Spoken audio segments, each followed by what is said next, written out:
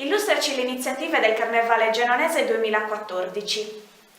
L'Associazione Ippica Genoanese anche quest'anno organizza la terza edizione della Corsa alla Stella, domenica 9 marzo. Il programma prevede ore 14 ritrovo dei cavalieri presso il campo sportivo comunale, ore 14:30 inizio iscrizioni, quota 20 euro a cavaliere, ore 15 inizio della corsa. Gli unici obblighi o condizioni per poter partecipare a questa corsa sono due: i cavalli in regola di vaccino anti-influenzale e test di Coggins e i cavalieri tutti mascherati. E a finire, verso le ore 18, premiazioni. Oltre le 3 discese in cui verranno prese più stelle, verranno premiate anche la maschera più bella, la miglior discesa e il cavallo più bello.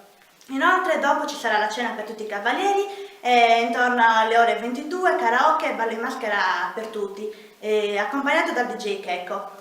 Ricordiamo inoltre che sabato 8 marzo ci sarà la pentolaccia intorno alle ore 15 per tutti i bambini presso le ex scuole elementari con l'albero della cuccagna. Mi raccomando, vi aspettiamo numerosi, non mancate!